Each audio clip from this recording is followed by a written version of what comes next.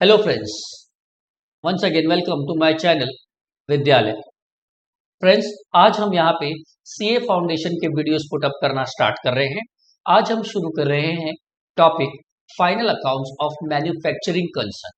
ये टॉपिक इसलिए शुरू कर रहे हैं फ्रेंड्स, क्योंकि जो बच्चे सीए फाउंडेशन में पढ़ रहे हैं उन्हें ये टॉपिक वहां तो हेल्प करेगा ही, plus F Y B com या एफ वाई बैफ पे भी अगर आप पढ़ाई कर रहे हो तो ये टॉपिक वहां भी हेल्प करेगा।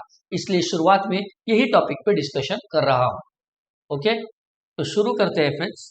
Topic final accounts of manufacturing entities. Final accounts of manufacturing entities. Now before we start with this final accounts of manufacturing entities, now let us first understand the difference between manufacturer and trader. क्योंकि हमने अब तक जो पढ़ा है FYGC SYGC में, वो हमने एक्चुअली पढ़ा है ट्रेडर के बारे में। किसके बारे में पढ़ा है? ट्रेडर के बारे में। बट आज हम जान रहे हैं मैन्युफैक्चरर के बारे में। सर, क्या दोनों में फर्क है? Yes, there is difference. Trader trader is a person who purchases goods and sells the same goods at profit। ये वो बंदा है जो माल खरीद के माल बेचता है, जो माल खरीद के माल बेचता है। गुड्स खरीदा और उसी गुड्स को बेचता है, बराबर है। लेकिन फ्रेंड्स, अगर मैं बात कर लूं मैन्युफैक्चरर की, तो मैन्युफैक्चरर में आप ऐसा नहीं कह सकते। मैन्युफैक्चरर में आप ये कहोगे कि manufacturer is a person who produces the goods and then sells it। ये माल बनाकर बेचता है। ट्रेडर खरीद के बेचता है, जबकि मैन्युफैक्चरर वो माल को प्रोड्यूस करता है, प्रोडक्शन करता है। तो असलियत में फ्रेंड्स देखा जाए तो he is not engaged in production activity. ये कभी कोई प्रोडक्शन का काम नहीं करता है।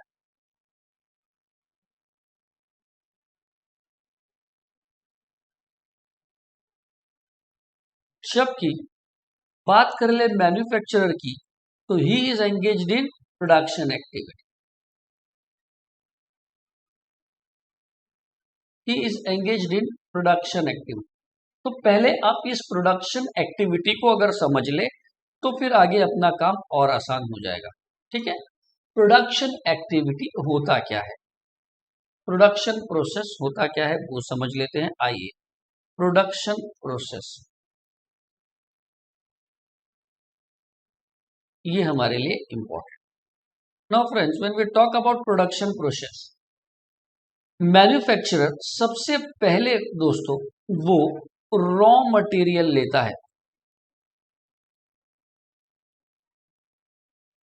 रॉ मटेरियल को वो इनपुट करता है, प्रोडक्शन में डालता है।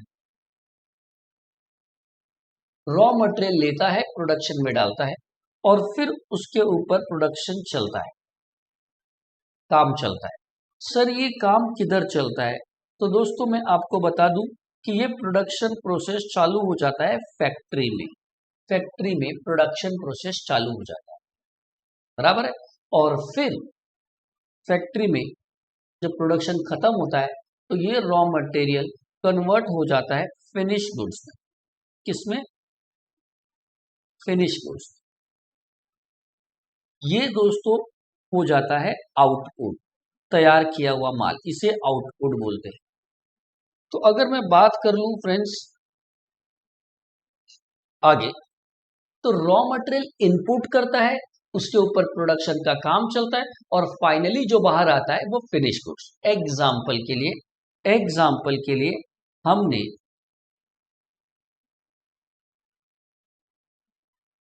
क्लॉथ लिया, क्लॉथ इनपुट किया, कपड़ा, और फ्रेंड्स फिर कपड़े से प्रोसेसिंग शुरू करके उस कपड़े से फ्रेंड्स हमने शर्ट बनाया। क्या बनाया? शर्ट बनाया, ट्राउजर्स बनाया। तो आप बताइए ये शर्ट और ट्राउजर क्या है? सर, शर्ट और ट्राउजर फिनिश गुड्स, शर्ट और ट्राउजर फिनिश गुड्स, ये आउटपुट। यानी ये बंदा शर्ट मैन्युफैक्चर करता है, शर्ट। Is that clear? इसके फैक्ट्री में शर्ट की मैन्युफैक्चरिंग चलती है, यस और नो? तो सारे बच्चे बताओ ये क्लॉथ क्या हुआ इस मैन्युफैक्चरर के लिए? रॉ मटेरियल हुआ। और इस रॉ मटेरियल से जो तैयार हुआ शर्ट ट्राउजर, ये क्या हुआ इनके लिए? सर ये तो इनके लिए फिनिश गुड्स हुआ। बिल्कुल सही, क्लियर। इसी तरह एक और एग्जांपल अगर दूं तो आप ऐसा बोल सकते हो कि एक बंदे ने टोमेटोज लिए। क्या लिए? टोमेटोज। और उन टोमेटोज से प्रोसेसिंग करके उस बंदे ने टोमेटो केचप बनाया।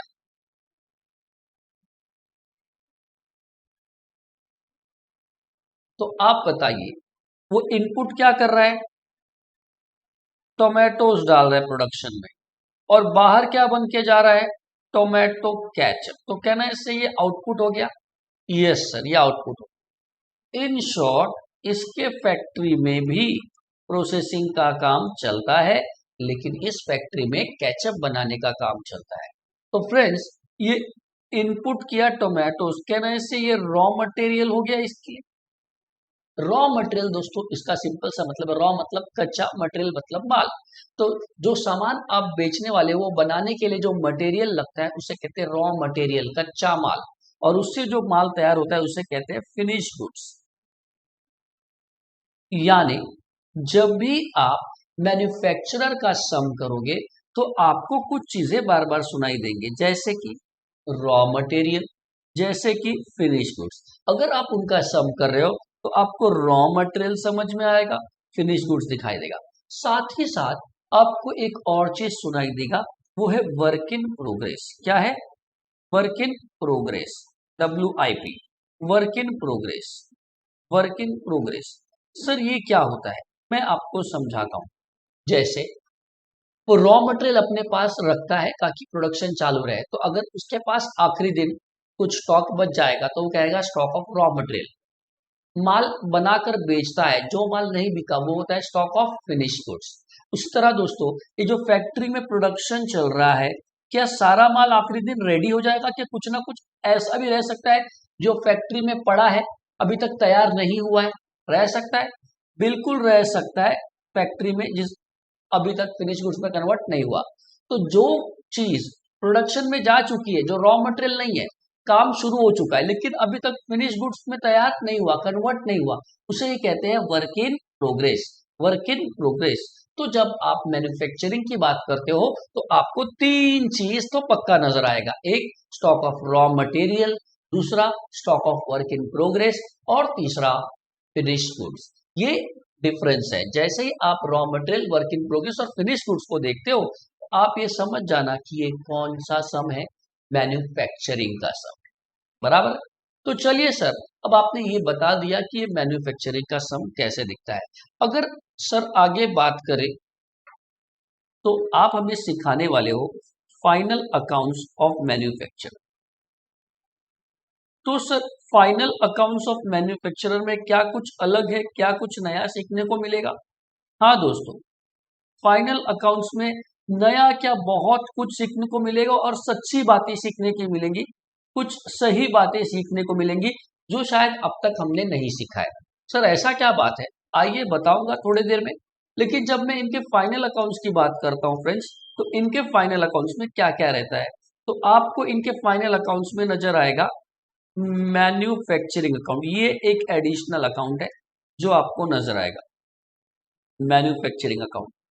और trading account, profit and loss account और बैलेंस शीट। सर इसमें एक चीज नई नजर आ रही है, कौन सी? Manufacturing account. जी हाँ, ये नजर नया आ रहा है, समझ में आया? मैन्युफैक्चरिंग। सर हमने 11th में 12th में पढ़ा है, बराबर है, कि जब ट्रेडर का हम फाइनल अकाउंट्स करते थे, बात कर ले ट्रेडर के फाइनल अकाउंट्स की, इसका फाइनल अकाउंट्स, तो फ्रेंड्स इसके फाइनल अकाउंट्स में तो हमने आज तक क्या बनाया है, फटाफट से बताओ। हमने आज तक बनाया है trading account, profit and loss account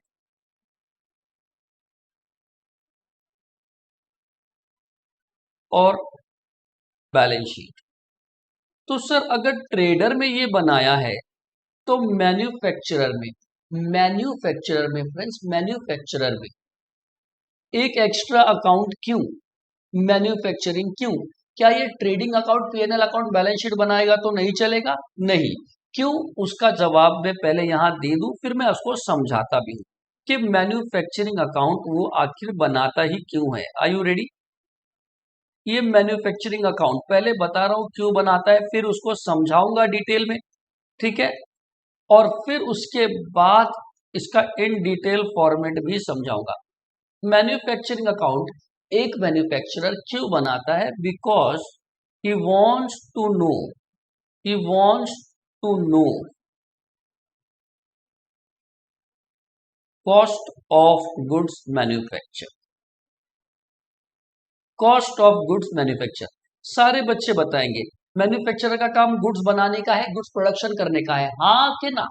manufacturer का काम गुड्स मैन्युफैक्चर करने का है, हाँ सर। तो उसने कितने रुपए का माल बनाया है, क्या ये उसे मालूम होना चाहिए कि नहीं? कितने रुपए का माल प्रोड्यूस किया है, क्या उसे मालूम होना चाहिए? हाँ सर। इसे हम एक और नाम से जान सकते हैं, कॉस्ट ऑफ प्रोडक्शन। ये जानने के लिए, ये जानने के लिए दोस्तों वो बनाता है मैन्युफैक्चरिंग अकाउंट। क्या बनाता है? मैन्युफैक्चरिंग। सर तो क्या ये मैन्युफैक्चरिंग से ही पता चलेगा कॉस्ट ऑफ प्रोडक्शन? हाँ सर। ट्रेडिंग से नहीं पता चल सकता? जी नहीं।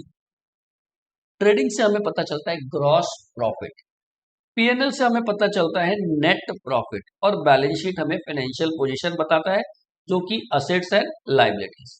तो आप देखेंगे कि आपको अगर कॉस्ट ऑफ प्रोडक्शन जानना है, कितने रुपए का माल एक मैन्युफैक्चरर ने मैन्युफैक्चर किया है दोस्तों, ये अगर जानना है तो डेफिनेटली उसको मैन्युफैक्चरिंग अकाउंट बनाना है।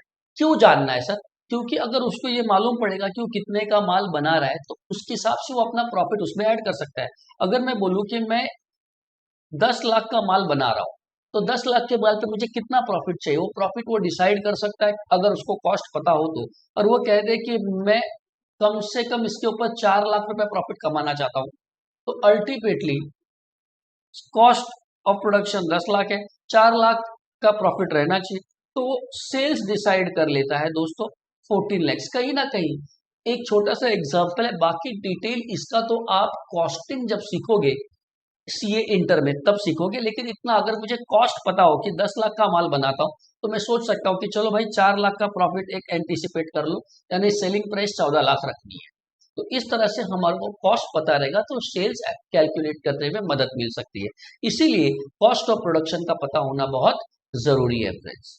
तो सवाल ये उठता है सर, अगर आपको कॉस्ट ऑफ प्रोडक्शन जानना है तो मैन्युफैक्चरिंग बनाना है, अगर ट्रेडिंग में कोई तरीका नहीं है क्या जानने का? आओ मैं एक एग्जांपल लेके आपको समझाना चाहता हूं कि क्यों ट्रेडिंग नहीं और क्यों मैन्युफैक्चरिंग करना है। आ जाइए, आर यू रेडी? चलिए दोस्तों, एक छोटा सा एग्जांपल लेके आपको बताने की कोशिश करता हूं। एक छोटा सा एग्जांपल लेके आपको बताने की कोशिश करता हूं। चलिए ये देखिए, मान लीजिए ये क्वेश्चन है, debit credit trading account,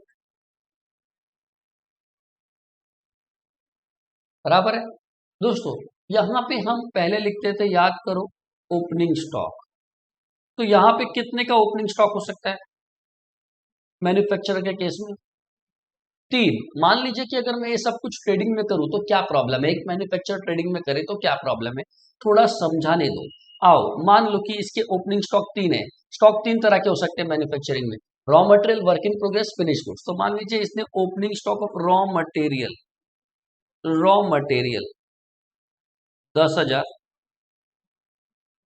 work in progress शुरुआत में वर्क इन प्रोग्रेस था 5,000, फिनिश गुड्स 15,000। तो दोस्तों देखो 15 के 15,000 इतना था। फिर ये बंदा क्या खरीदता है, रॉ मटेरियल खरीदता है, क्योंकि ये प्रोडक्शन करता है तो गुड्स खरीदता नहीं, रॉ मटेरियल खरीदता है। मान लीजिए उसने रॉ मटेरियल खरीद लिया दोस्तों 80,000 का, और उसके ऊपर कैरेज पे कर दिया, carriage on raw materials, carriage on raw materials. माल लाते वक्त कैरेज पे किया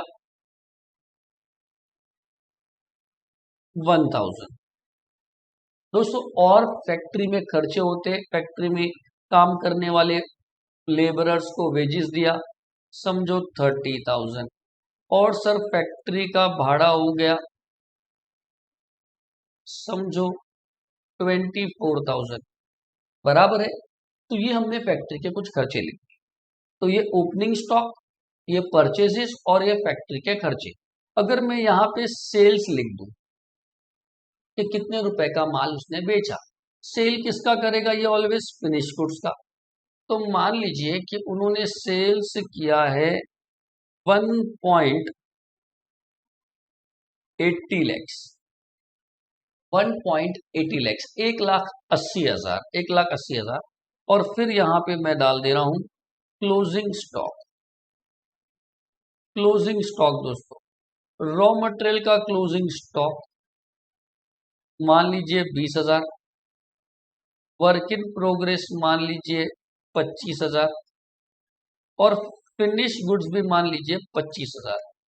तो दोस्तों ये पोजीशन नजर आएगी। अगर मैं बात कर लूं, आप क्या सोचते हो कि सर ओपनिंग स्टॉक डेबिट में लिखते थे, सेल्स क्रेडिट में लिखते हैं, क्लोजिंग स्टॉक इधर आ गया और फैक्ट्री का सारा खर्चा इधर।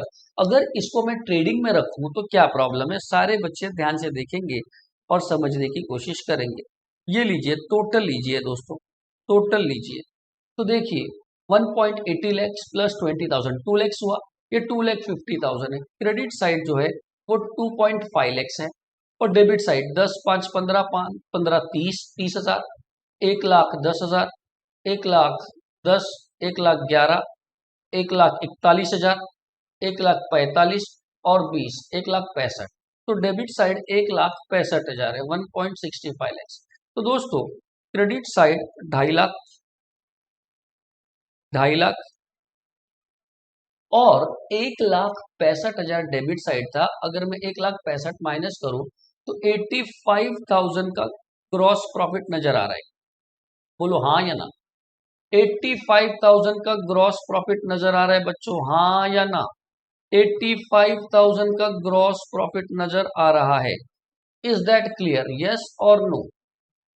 अब आप ये बताओ, अगर आप ट्रेडिंग अकाउंट को देखते हो फ्रेंड्स, तो आप एक चीज नोटिस करोगे कि आपको सेल्स कितने का किया, 1,80,000 का, उसके पीछे प्रॉफिट कितना कमाया, 85। लेकिन इस साल कितने का माल प्रोड्यूस हुआ वो पता चलता है? जी नहीं पता चलता। कोई बच्चा ये दिमाग लगा सकता है कि सर एक काम करते हैं ना, सेल्स में से 1,80,000 का सेल है, उसमें से ग्रॉस प्रॉफिट ऑफ 85,000 माइनस कर दीजिए। 85 का प्रॉफिट है तो 95,000 कॉस्ट आ गया। 1,80,000 में 85 का प्रॉफिट था तो 95 कॉस्ट, ये कॉस्ट है। लेकिन दोस्तों ये कॉस्ट किसका है, कॉस्ट ऑफ गुड्स सोल्ड। ये जो आपने सेल्स किया ना गुड्स, ये उसका कॉस्ट है, जो माल बेचा उसका कॉस्ट इतना था। 1,80,000 में 85 प्रॉफिट हुआ आपको, मतलब जो माल बेचा उसका कीमत 95 था। ये दिखाता है कॉस्ट ऑफ गुड्स सोल्ड। लेकिन आप बताइए मैन्युफैक्चरर को क्या चाहिए, कॉस्ट ऑफ प्रोडक्शन, वो कितने रुपए का माल प्रोड्यूस किया वो चाहिए, ना कि कॉस्ट ऑफ गुड्स सोल्ड। तो इसीलिए दोस्तों यहां से उसको ये कभी आइडेंटिफाई नहीं हो पाता कि उसने कितने रुपए का माल प्रोड्यूस किया। तो आपको नहीं लगता है कि एज ए मैन्युफैक्चरर आपको पता चलना चाहिए कि फैक्ट्री में कितने रुपए का प्रोडक्शन हुआ, कितने रुपए के माल बने, हाँ या ना? सारे बच्चे रिप्लाई करेंगे, सारे बोलेंगे कि क्या आपको ये पता चलना चाहिए एज ए मैन्युफैक्चरर कि कितने का माल प्रोड्यूस हो रहा है। बोलो हाँ कि ना। बिल्कुल पता चलना चाहिए सर कि कितना का प्रोडक्शन हो रहा है, क्या हाल चाल है वहां के। इसीलिए दोस्तों ये जो ट्रेडिंग अकाउंट आपको नजर आ रहा है इसको दो पार्ट में बाइफरकेट किया। इसको दो पार्ट पे आप देखना किस तरह से बाइफरकेट किया गया है। फ्रेंड्स इसको दो पार्ट में बाइफरकेट किया है, मैन्युफैक्चरिंग अलग और ट्रेडिंग अलग। देखिए करना क्या है, तो मैंने यहाँ पे ये एक अलग से अकाउंट ओपन करवाया। कौन सा अकाउंट? मैन्युफैक्चरिंग। और फ्रेंड्स उसके साथ साथ आप देखेंगे कि मैं ये ट्रेडिंग अकाउंट दो पार्ट में डिवाइड किया। कितने पार्ट में डिवाइड किया? दो पार्ट। और सेपरेट अकाउंट ओपन कर रहा हूं फ्रेंड्स, ये डेबिट, ये क्रेडिट, ये डेबिट, ये क्रेडिट। यही चीज को जो ट्रेडिंग में सब लिखा है इसको बाइफरकेट करेंगे। ओके, यहां देखिए ये कौन सा अकाउंट? मैन्युफैक्चरिंग। और ये कौन सा अकाउंट? Trading account. बिल्कुल दोस्तों, मैन्युफैक्चरिंग में प्रोडक्शन तक का खर्चा, मैन्युफैक्चरिंग में केवल प्रोडक्शन तक लेने का, प्रोडक्शन से रिलेटेड चीजें मैन्युफैक्चरिंग, क्योंकि मैन्युफैक्चरिंग मतलब प्रोडक्शन की बात करें तो प्रोडक्शन का सारा खर्चा मैन्युफैक्चरिंग। और ट्रेडिंग में हम गुड्स बेचने की बात करेंगे, गुड्स कितने का बना, गुड्स बेचा, तो ये गुड्स से रिलेटेड है तो ट्रेडिंग में, प्रोडक्शन से रिलेटेड है तो ऊपर। यानी यहां पे देखिए गुड्स से रिलेटेड क्या क्या है दोस्तों? Opening stock of finish goods, sale of finish goods और closing stock of finish goods. केवल यही नीचे जाएगा ट्रेडिंग में, बाकी सब प्रोडक्शन में गया। तो आप बाकी सब पार्ट ऊपर लिखें, बराबर है। तो आ जाइए, अगर मेरे को लिखना ही है तो अगर मैं ऐसे लिखूं टू ओपनिंग स्टॉक, चलिए बताइए रॉ मटेरियल कितना? सर 10,000। वर्क इन प्रोग्रेस, शुरुआत में प्रोडक्शन में 5,000 का माल पड़ा था जो प्रोडक्शन में गया, तो 10,000 का मटेरियल पड़ा था स्टार्टिंग में और 5,000 का वर्क इन प्रोग्रेस माल जो तैयार नहीं था शुरुआत में वो प्रोडक्शन में गया। उसके बाद ये लिख दिया, ये लिख दिया। फिनिश गुड्स किधर आ जाएगा? सर नीचे ट्रेडिंग में। यस, गुड्स से रिलेटेड आप नीचे ले लो। ओके, 15,000 ये लीजिए सर। अब purchase of raw material, purchase of raw material किधर जाएगा सर? प्रोडक्शन में जाएगा। Purchase of raw material production में जाने वाला, इसलिए मैन्युफैक्चरिंग।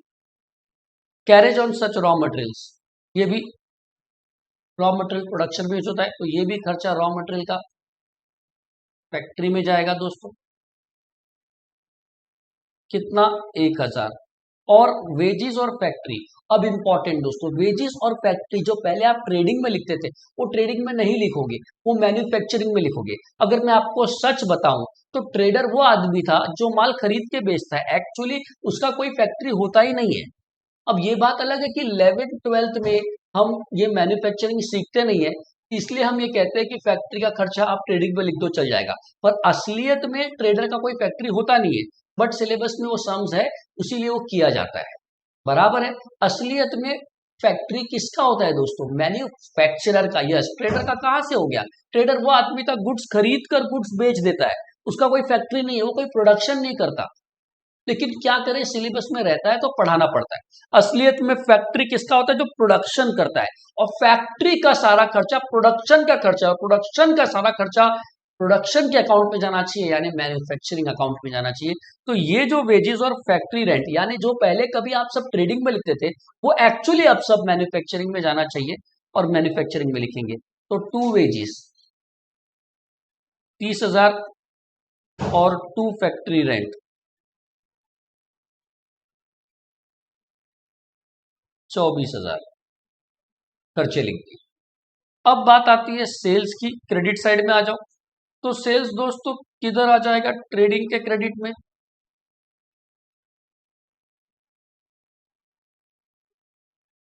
1.80 लैक्स। उसके बाद क्लोजिंग स्टॉक, तो दोस्तों रॉ मटेरियल का closing stock, closing stock raw material का बात करूं तो उसका क्लोजिंग स्टॉक इधर आ गया, और बेटा वर्क इन प्रोग्रेस का क्लोजिंग स्टॉक भी इधर आ गया। लेकिन फिनिश गुड्स का क्लोजिंग स्टॉक किधर जाएगा? फिनिश गुड्स का क्लोजिंग स्टॉक इधर आएगा, कितना? 25,000। बराबर, बराबर है। अब आओ, चलो देखो, ध्यान से सोच के बताओ। शुरुआत में रॉ मटेरियल कितने का लगाया? 10,000 और 5,000। शुरुआत में रॉ मटेरियल कितने का लगाया सर? 10,000 और 5,000 वर्क इन प्रोग्रेस था जिसके ऊपर प्रोडक्शन चालू होगा, तो शुरुआत में 15,000 का माल रॉ मटेरियल पड़ा है और प्रोडक्शन के लिए 5,000, 15,000 ये कॉस्ट, और कितना लाया? 80,000, तो ये हो गया 95 प्लस कैरेज 96,000 हो गया कॉस्ट, प्लस 30,000 वेजेस का। 96 प्लस 30 1,26,000, 126 प्लस फैक्ट्री का भाड़ा 24,000, 1.5 लाख रुपया। तो इन शॉर्ट टोटल खर्चा जो हमको नजर आ रहा है वो 1.5 लाख, 1.5 लैक्स, 1.5 लाख, 1.5 लाख रुपए का खर्चा है दोस्तों। 1.5 लाख रुपए का खर्चा हुआ, ये बताओ 1.5 लाख रुपए का टोटल खर्चा हो गया रॉ मटेरियल का, वर्क इन प्रोग्रेस शुरुआत में, बाकी रॉ मटेरियल खरीदा, कैरेज का खर्चा, वेजेस और फैक्ट्री का भाड़ा। टोटल खर्चा 1.5 लाख का। क्या 1.5 लाख में सारा माल बन गया? नहीं सर, 1.5 लाख में 20,000 का मटेरियल साइड में पड़ा है और 25,000 का माल बना नहीं। 1.5 लाख में 20,000 का साइड में पड़ा है और 25 बना नहीं, मतलब टोटल 45 का प्रोडक्शन हुआ ही नहीं है। तो 1.5 लाख के कॉस्ट में 45,000 का कॉस्ट का प्रोडक्शन हुआ नहीं, तो फिर इसका मतलब कितने का हो गया दोस्तों? सर 1,05,000। देखो आ गया 1,05,000, इसे ही कहते हैं कॉस्ट ऑफ प्रोडक्शन। इतने का माल बनाया गया 1,05,000। इस बार 1,05,000 का प्रोडक्शन हुआ है, ये माल आगे बेचने को जाएगा, तो ये आप ट्रांसफर करोगे। पहले आप टू परचेसेस लिखा करते थे क्योंकि वो माल खरीद के बेचता था, अब वो माल बना के बेचता है, इसलिए यहाँ पे लिखेंगे टू कॉस्ट ऑफ प्रोडक्शन 1,05,000। और दोस्तों अब हम लोग देखते हैं कि ग्रॉस प्रॉफिट क्या आता है। तो यहाँ पे 180 प्लस 25,000 ये हो जाएगा 2,05,000, और 2,05,000 में आपको 1,20,000 माइनस करना है।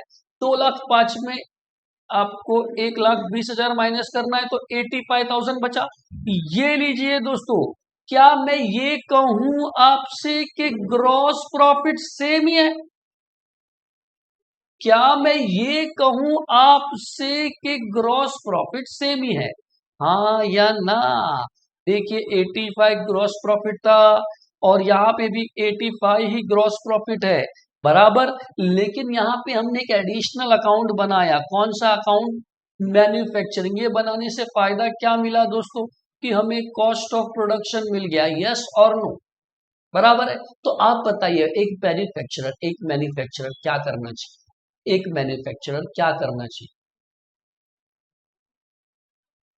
मैन्युफैक्चरिंग अकाउंट बनाना चाहिए कि नहीं बनाना चाहिए? बिल्कुल बनाना चाहिए, बिल्कुल बनाना चाहिए। इस तरह से बनता है। ये रीजन है कि मैन्युफैक्चरिंग क्यों आया। दूसरा एक और चीज बताइए मेरे को, कोई भी मैन्युफैक्चरर के लिए एक मेन कॉस्ट होता है उसका रॉ मटेरियल का खर्चा, रॉ मटेरियल का खर्चा। दोस्तों रॉ मटेरियल का खर्चा कितना है, क्या यहां से मुझे मालूम पड़ता है? ये प्रेजेंटेशन करोगे तो रॉ मटेरियल का कितना खर्चा है वो मालूम नहीं पड़ता है। तो हम लोग क्या करते हैं, थोड़ा सा चेंज करते हैं प्रोडक्ट, थोड़ा सा चेंज करते हैं इसका प्रेजेंटेशन, थोड़ा सा चेंज करके अच्छा प्रेजेंटेशन देते हैं। बताओ थोड़ा अच्छा प्रेजेंटेशन सुनना चाहोगे आप? अरे बोलो हाँ के ना। सुनना चाहोगे आप? प्रेजेंटेशन थोड़ा अच्छा सुनना चाहोगे, हाँ के ना? 1,05,000 है, सुनना चाहोगे आप? चलिए आइए सुनाते हैं आपको। थोड़ा अच्छा प्रेजेंटेशन सुनना चाहोगे क्या? बताना चाहूंगा। तो आइए, सब कुछ सेम दोस्तों, लेकिन देखिए किस तरीके से अब मैं थोड़ा प्रेजेंटेशन और अच्छा बताने की कोशिश कर रहा हूं।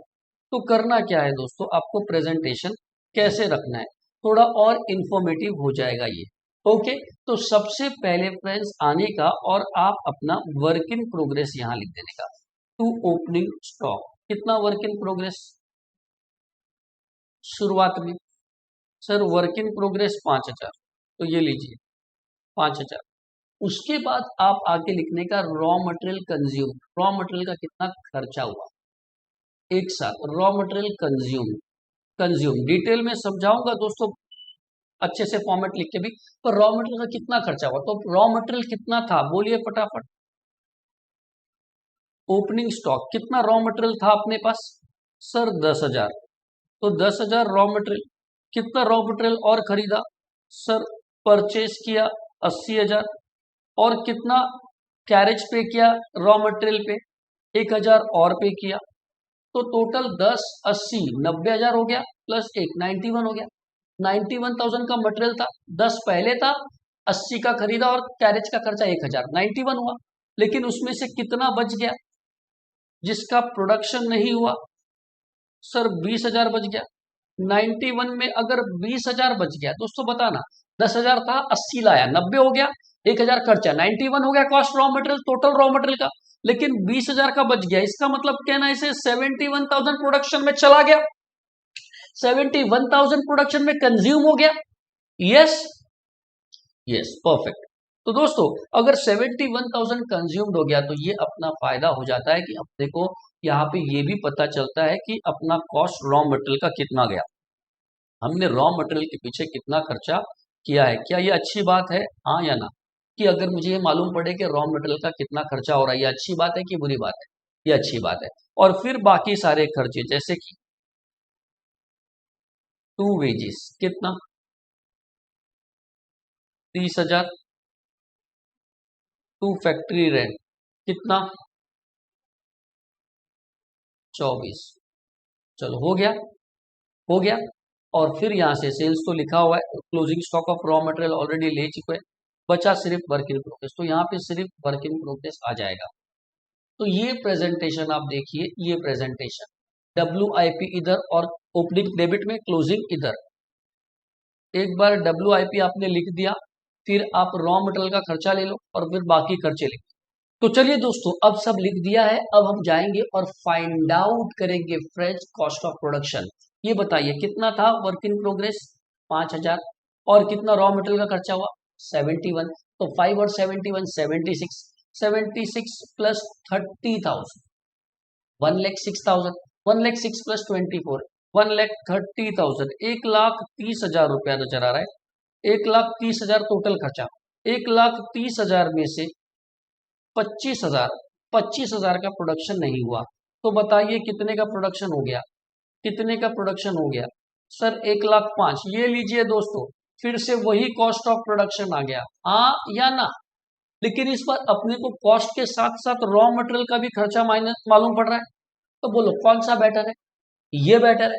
तो इसलिए फ्रेंड्स जब हम मैन्युफैक्चरिंग करेंगे तो क्या ये बात आपको समझ में आई कि फाइनल अकाउंट्स ऑफ मैन्युफैक्चरर में हमें 4 चीजें बनानी है। बोलो पहला मैन्युफैक्चरिंग जो अपने को क्या देगा, कॉस्ट ऑफ प्रोडक्शन। दूसरा ट्रेडिंग जो अपने को देगा ग्रॉस प्रॉफिट। और तीसरा PNL नेट प्रॉफिट और बैलेंस शीट। इंपॉर्टेंट बात यह है कि जो खर्चे फैक्ट्री के आप यहां लिखते थे ट्रेडिंग में, वो ट्रेडिंग में नहीं जाके कहाँ जाएंगे, मैन्युफैक्चरिंग में। तो चलिए फ्रेंड्स अब हमने एक बात तो समझ ली है कि मैन्युफैक्चरिंग क्यों जरूरी है। तो अब मैं आपको फटाफट उसका फॉर्मेट समझाता हूँ इन डिटेल, पूरा अच्छे से। ओके, बिफोर वी स्टार्ट तो देखिए ये मैं बनाने जा रहा हूँ मैन्युफैक्चरिंग अकाउंट का फॉर्मेट। उसमें क्या क्या आता है कुछ चीजें समझा रहा हूँ और कुछ इंपॉर्टेंट नोट भी है दोस्तों जो आपको समझाना है मैन्युफैक्चरिंग में, जो पॉइंट न्यू है। तो जरा प्लीज ध्यान से देखते जाना कि ये मैन्युफैक्चरिंग अकाउंट बनता कैसे है दोस्तों। ये बना दिया हमने मैन्युफैक्चरिंग का फॉर्मेट। चलिए फ्रेंड्स अब ये मैन्युफैक्चरिंग का फॉर्मेट बना दिया गया है। यहाँ पे मैं हेडिंग देना चाहूंगा मैन्युफैक्चरिंग अकाउंट। हम लिखेंगे मैन्युफैक्चरिंग अकाउंट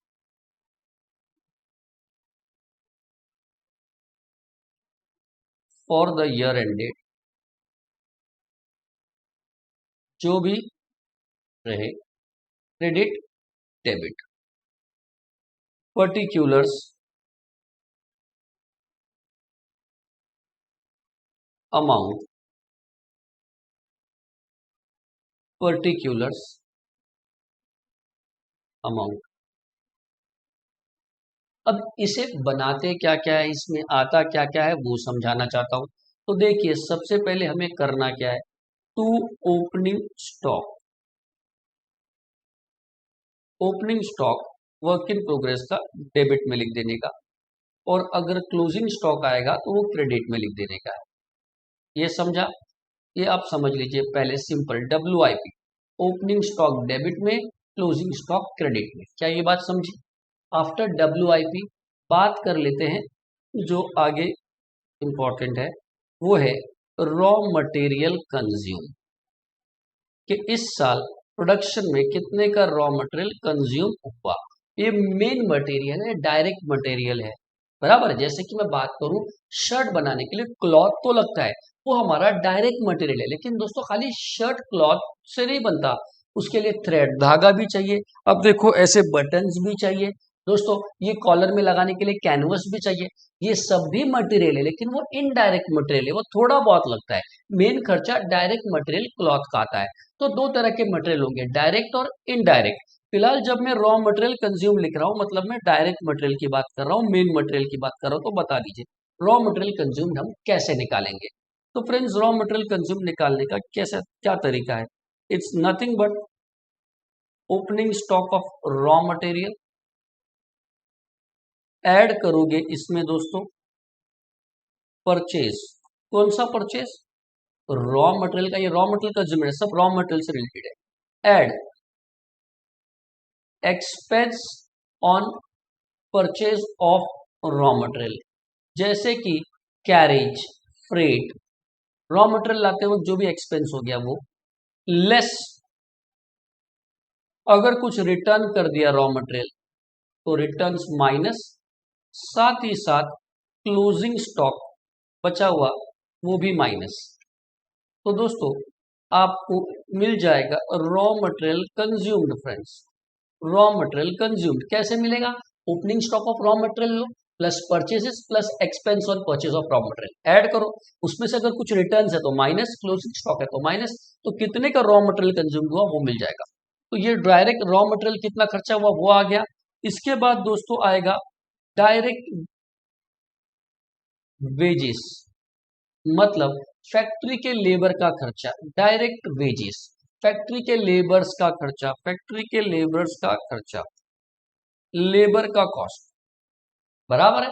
साथ ही साथ दोस्तों इसमें आ जाता है डायरेक्ट एक्सपेंसेस।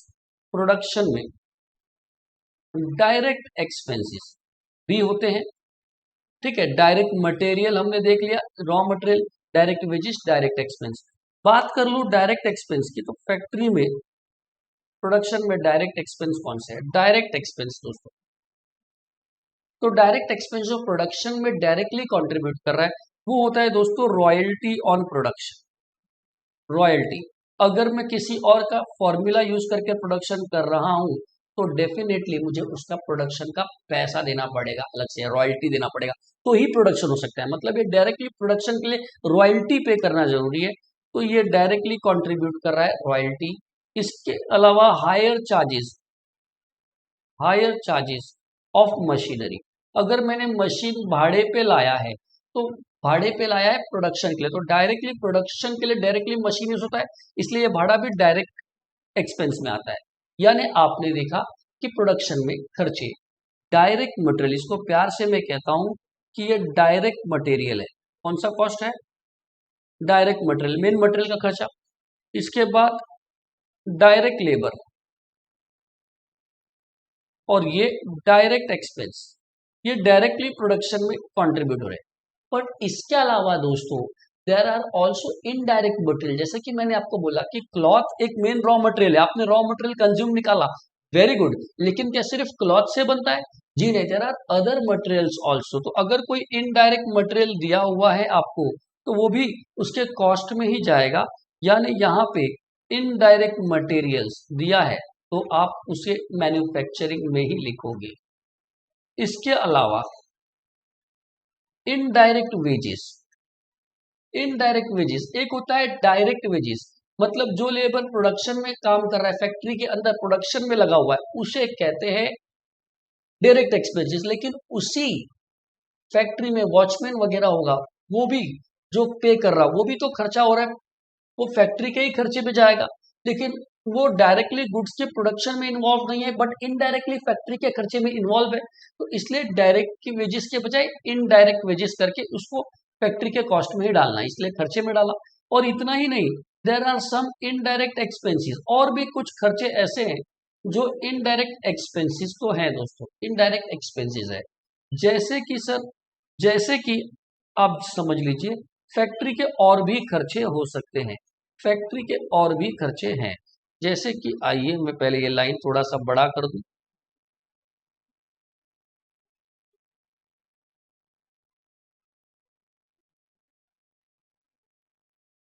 खाली रॉयल्टी और खाली रॉयल्टी और मशीन के खर्चे ही नहीं, बल्कि और भी खर्चे होते हैं सर। और भी खर्चे कौन से होते हैं, आइए मैं आपको समझाता हूं। जैसे कि फैक्ट्री रेंट,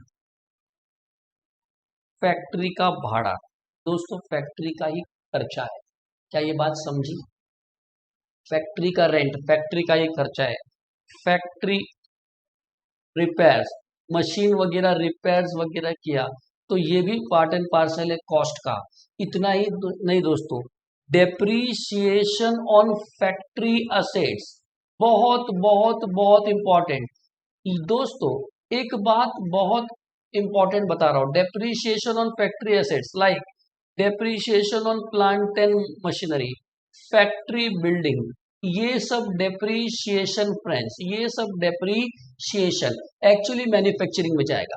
अब आपको थोड़ा कंफ्यूजन होगा तो जरा मेरी बात ध्यान से सुनिए। 11th 12th में हम क्या करते थे, एसेट से माइनस करके पीएनएल में लिख देते थे, बराबर है। लेकिन दोस्तों एक बात बताओ, कभी आपने सोचा था कि वहां पे भी आपको ये बोला जाता कि फैक्ट्री का खर्चा ट्रेडिंग में डालना है, तो मशीन किधर यूज होता है, फैक्ट्री में। अगर सारे खर्च के आप फैक्ट्री में लेते थे, ट्रेडिंग में लेते थे, तो डेप्रिसिएशन भी फैक्ट्री में, प्लांट एंड मशीनरी भी फैक्ट्री में यूज होता है, तो उसका डेप्रिसिएशन भी फैक्ट्री में जाना चाहिए, बराबर है। लेकिन नहीं, वहां पे पीएनएल लेते थे। उसका रीजन ये है कि वहां पे एक्चुअली कोई फैक्ट्री ड्राफ्ट का चीज होता ही नहीं था, और वहां पे ऐसे ही बोला गया कि जो भी डेप्रिसिएशन होगा वो पीएनएल में लेने का। इन रियल अगर मैन्युफैक्चरिंग कर रहे हैं इन रियल, तो फैक्ट्री के सारे एसेट का कॉस्ट किधर जाना चाहिए, मैन्युफैक्चरिंग में ही जाना चाहिए। तो प्लांट एंड मशीनरी का डेप्रिसिएशन मैन्युफैक्चरिंग में जाएगा। और फैक्ट्री का क्या एसेट हो सकता है, फैक्ट्री का बिल्डिंग, वो डेप्रिशिएट करोगे तो मैन्युफैक्चरिंग। हाँ, जो एसेट फैक्ट्री के नहीं है, जैसे फर्नीचर ऑफिस में है, तो उसका depreciation PNL. Motor car factory में नहीं है, ऑफिस के पर्पस के लिए, पीएनएल। जो फैक्ट्री के एसेट्स होंगे दोस्तों, उसका डेप्रिसिएशन मैन्युफैक्चरिंग में जाएगा। ये नया बात आपको सीखने मिला, समझ में आ रहा है? मतलब फैक्ट्री के एसेट्स का डेप्रिसिएशन याद रखना मैन्युफैक्चरिंग में ही जाएगा। Is that clear?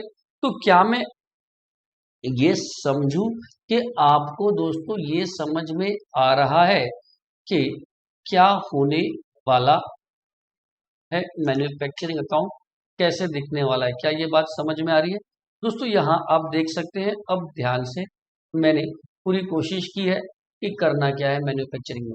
देखिए मैन्युफैक्चरिंग अकाउंट में फ्रेंड्स आपको नजर आ जाएगा, सबसे पहले WIP, ओपनिंग WIP इधर, क्लोजिंग WIP इधर, फिर मेन मटेरियल का खर्चा लिया, रॉ मटेरियल कंज्यूम, उसके बाद आप देखेंगे वेजेस, डायरेक्ट वेजेस इधर, डायरेक्ट एक्सपेंसेस इधर, फैक्ट्री का खर्चा, इनडायरेक्ट मटेरियल का खर्चा, इनडायरेक्ट वेजेस आ गया, तो भी आप मैन्युफैक्चरिंग में लिखेंगे। FYJC SYJC 11 12th में आप इनडायरेक्ट वेजेस को पीएनएल में डालते थे, लेकिन ऐसी गलती यहां नहीं करना।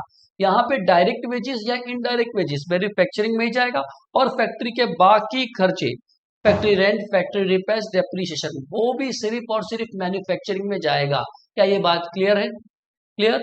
और जब हम सम करेंगे तो और भी चीजें समझ में आ जाएंगी। तो दोस्तों ये हो गया आपका, और फिर जब इसे आप क्लोज करोगे तो डेफिनेटली आपको कॉस्ट ऑफ प्रोडक्शन मिल जाएगा। लेकिन उससे पहले कुछ और चीज, एक तो डेप्रिसिएशन इंपॉर्टेंट है वो समझाया दोस्तों, दूसरा एक और चीज आपको समझाना है, सुनिए। मैन्युफैक्चरिंग के क्रेडिट में आता है सेल ऑफ स्क्रैप। क्या आ सकता है? Cell of scrap. स्क्रैप जब आप प्रोडक्शन करते हैं और कुछ स्क्रैप निकलता है, वेस्टेड पार्ट निकलता है प्रोडक्शन का, तो वो स्क्रैप हम बेच सकते हैं, उससे हमारा कॉस्ट कम हो जाता है। आइए मैं समझाने की कोशिश करता हूँ। मान लीजिए कि मैं शर्ट बनाता हूँ, शर्ट्स, तो कपड़े लाके कटिंग वटिंग होता है, शर्ट बनता है, तो बहुत सारा वेस्टेड कपड़ा साइड में निकलता है। बोलो हाँ कि ना, जिसे हम चिंदी वगैरह कहते हैं। तो मैं ये फेंकने जा रहा था, तो एक सॉफ्ट टॉयज वाले ने बोला आप फेंको मत, ये जो कपड़ा बचा कुचा है ये मेरे को दे दो, मैं इसका टॉयज बनाने में इस्तेमाल कर लूंगा। तो आप बताइए कि मैं ये बेच देना चाहिए कि फेंक देना चाहिए? सर बेच दो ना। मान लीजिए इससे क्या फायदा कि आपको 2,10,000 कॉस्ट हो रहा है मैन्युफैक्चरिंग का, और वो बंदे ने आपको इस स्क्रैप का 10,000 भी दिया। तो जहां पे आपका प्रोडक्शन का कॉस्ट अगर 2,10 था, लेकिन 10,000 आपको रिकवर हो गया, 10,000 बेचने से आ गया, तो कहना है इससे कि मेरा कॉस्ट ऑफ प्रोडक्शन 2,10,000 से घटकर 2,00,000 हो जाएगा, क्योंकि 10,000 मेरे को रिकवर हो गया। बराबर। तो इसलिए दोस्तों कभी कभी अगर आपको सेल ऑफ स्क्रैप दिया रहे फ्रेंड्स, सेल ऑफ स्क्रैप, तो याद रखना वो क्रेडिट में लिखेंगे, सो डेट डेबिट के टोटल से वो माइनस हो सके, टोटल जो कॉस्ट है उसमें से माइनस हो सके। तो सेल ऑफ स्क्रैप आया तो मैन्युफैक्चरिंग के क्रेडिट में लिखना। What is the scrap? Wasted part of, wasted part in production, जो वेस्टेज निकलता है थोड़ा थोड़ा, वो स्क्रैप कहलाता है दोस्तों। अब ये मत समझना स्क्रैप मतलब सर भंगार, मशीन भंगार हो गया, वो स्क्रैप अलग हो गया, एसेट का स्क्रैप, ये प्रोडक्शन में निकलता हुआ स्क्रैप। और एक दोस्तों इधर आ सकता है बाय प्रोडक्ट। क्या आ सकता है? By product. दोस्तों ये क्या होता है बाय प्रोडक्ट? दोस्तों बाय प्रोडक्ट ये सेकेंडरी प्रोडक्ट है, ये एक्चुअली हम मैन्युफैक्चर नहीं करते, लेकिन मैं मेन प्रोडक्ट बनाते वक्त ये अपने आप बन गया। जैसे कि एक एग्जांपल के तौर पे समझाता हूं कि अगर बटर, अमूल बटर आपने सुना है, तो जो कंपनी बटर बनाती है, बराबर है, तो जब वो बटर एक्सट्रैक्ट करती है मिल्क में से, बराबर है, मिल्क से दही बना के जमा के जब वो बटर निकालती है, तो जो बच जाता है वो बटर मिल्क हो गया। जो कंपनी बटर बनाती है, बटर निकालने के बाद जो बच जाता है उसे बटर मिल्क छाछ कहते हैं। तो भाई वो बना रही थी बटर, लेकिन उसको सेकेंडरी बटर मिल्क मिल गया, क्योंकि बटर निकालने के बाद जो बचता है वो बटर मिल्क। अब ये क्या करे बटर मिल्क, अमूल फेंक दे या बटर मिल्क भी बेच सकती है? क्या ये इसका सेकेंडरी प्रोडक्ट हो गया? हाँ, अल्टीमेटली थोड़ा बहुत पैसा तो रिकवर हो जाएगा, हाँ या ना? Yes friends. तो ये है सेकेंडरी प्रोडक्ट, बाय प्रोडक्ट। इसी तरह एक और एग्जांपल देता हूँ कि शुगर केन जहां पे बनता है, शुगर जहां पे मैन्युफैक्चर होता है, तो जब शुगर एक्सट्रैक्ट करते हैं, शुगर बनाते हैं, तो शुगर एक तरफ बनता है और जूस जो होती है वो दूसरी तरफ जाती है, बराबर है। तो जब आप शुगर मैन्युफैक्चर करते हो तो वहां पे एक ब्राउन कलर का जूस बाहर निकलता है। वो ब्राउन कलर का जो जूस होता है वो अगर जम जाए तो वो जैगरी बन जाता है दोस्तों, गुड़ बन जाता है, बराबर है, खाने वाला। और ये दोस्त हम लोग, ज्यादा तो डिमांड नहीं, लेकिन कुछ लोग ये गुड़ यूज करते हैं मीठी चटनी बनाने में, खाने में। तो यहाँ पे बोलिए शुगर बन रहा है, मेन वो शुगर बना रहा था, लेकिन side by side jaggery ready हो गई, तो क्या करे, फेंक दे कि बेच दे? बेच दे। तो दोस्तों इसलिए ये बाय प्रोडक्ट को हम लोग को अगर दे दिया, तो हम लोग डेफिनेटली इसे क्रेडिट साइड में दिखाते हैं और कॉस्ट से माइनस करते हैं, क्योंकि अल्टीमेटली जब इसको बेचेंगे तो हमें थोड़ा बहुत पैसा रिकवर हो जाएगा और कॉस्ट कम हो जाएगा। तो क्या ये दूसरा इंपॉर्टेंट बात भी आपको समझ में आया दोस्तों कि सेल ऑफ स्क्रैप या बाय प्रोडक्ट दिया तो किधर दिखाओगे? क्रेडिट साइड में। अगर आपको इसका अमाउंट दिया है अच्छी बात है, नहीं तो एक बात आपको बता दूं, ये हमेशा एनआरवी पे दिखता है, नेट रियलाइजेबल वैल्यू। इसका रियलाइजेबल वैल्यू कितने में बिक सकता है वो दिया रहेगा, वो यहाँ पे लिख देने का। तो अब जब आप इसे क्लोज करोगे तो दोस्तों डेबिट साइड आपको टोटल कॉस्ट मिलेगा, टोटल कॉस्ट, और डेबिट साइड का टोटल कॉस्ट में से आपने क्लोजिंग स्टॉक ऑफ डब्ल्यूआईपी और सेल ऑफ स्क्रैप माइनस करना है। जब आप इसे माइनस कर दोगे फ्रेंड्स, जब आप इसे माइनस कर दोगे, तब आपको फ्रेंड्स आ जाएगा, तब आपको फ्रेंड्स ये आ जाएगा, जो ये टोटल कॉस्ट है, कितना प्रोडक्शन में था, कितना रॉ मटेरियल का खर्चा, देखिए कितना प्रोडक्शन में स्टार्ट में कितना रॉ मटेरियल का खर्चा हुआ, बाकी वेजिस, फैक्ट्री के बाकी खर्चे, इनडायरेक्ट मटेरियल्स, इनडायरेक्ट वेजिस, और बाकी फैक्ट्री के इनडायरेक्ट खर्चे, टोटल कॉस्ट हो गया। ये टोटल कॉस्ट, टोटल में से इतने का माल बना नहीं और इतना रिकवर हो जाएगा बेच के, तो खर्चा कितना हो गया ये। जो बचा बैलेंसिंग फिगर, इसे हम कहते हैं कॉस्ट ऑफ प्रोडक्शन। तो यहाँ पे हम लिखेंगे by cost of production, by cost of production.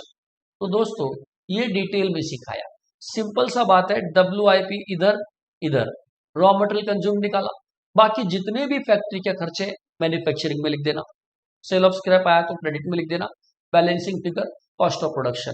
एक चीज इंपॉर्टेंट है जो आपको ध्यान रखनी है, वो ध्यान रखने वाली चीज क्या है दोस्तों, रिमेंबर करना है दो चीज, note, note depreciation on factory assets will appear in manufacturing account। Factory के असेट्स का अगर डेप्रीशिएशन आ गया तो वो मैन्युफैक्चरिंग में लिखना है, P&L में नहीं। समझ में आ रहा है? एक। दूसरा, सेल ऑफ स्क्रैप या by product will be shown in manufacturing credit side। क्यों? क्योंकि ये हमारे कॉस्ट को कम कर देगा, रिड्यूस कर देगा। क्या ये बात समझ में आई? तो जो फैक्ट्री का खर्चा कभी आप ट्रेडिंग में लिखते थे, क्या वो अब भी ट्रेडिंग में लिखोगे? जी नहीं, अब वो सारे खर्चे मैन्युफैक्चरिंग। ट्रेडिंग में केवल opening stock of goods, sale of goods, closing stock of goods, goods से रिलेटेड चीजें आएंगी, बाकी सारे फैक्ट्री के खर्चे मैन्युफैक्चरिंग में जाएंगे। क्या ये बात एकदम क्लियर है, समझ में आई?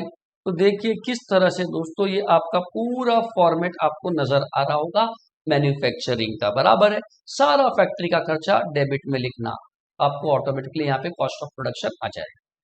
अब ये थियरी अगर आप पढ़ लेते हो अच्छे से, अब इसमें सब कुछ कवर कर दिया है दोस्तों। नेक्स्ट वीडियो में मैं इसके सम बताऊंगा और ये मैन्युफैक्चरिंग बिल्कुल क्लियर हो जाएगा। छोटा सा बात याद रखना है, FYGC SYGC और इस मैन्युफैक्चरिंग में, FY SYGC में सब फैक्ट्री का खर्चा ट्रेडिंग में लिखते थे, वो नहीं डालना है, वो मैन्युफैक्चरिंग में डालना है। दूसरा, फैक्ट्री एसेट्स का depreciation, plant and machinery, factory building, factory shed, इन लोगों का खर्चा आपको इन लोगों का डेप्रीशिएशन मैन्युफैक्चरिंग में लिखना है। क्या ये बात समझी? P&L में नहीं। Is that clear? और सेल ऑफ स्क्रैप और बाय प्रोडक्ट अगर दिया तो मैन्युफैक्चरिंग के क्रेडिट पे। Ultimately balancing figure will be cost of production. ठीक है, बाकी सम करेंगे और आगे भी समझेंगे। सो फ्रेंड्स, आई होप यहाँ पे काफी कुछ समझ में आया होगा। क्लियर? नेक्स्ट आगे की वीडियोस देखने के लिए आप डेफिनेटली मेरे इस चैनल को सब्सक्राइब कर दे, वीडियो अच्छी लगे तो शेयर कर दो। Thank you very much.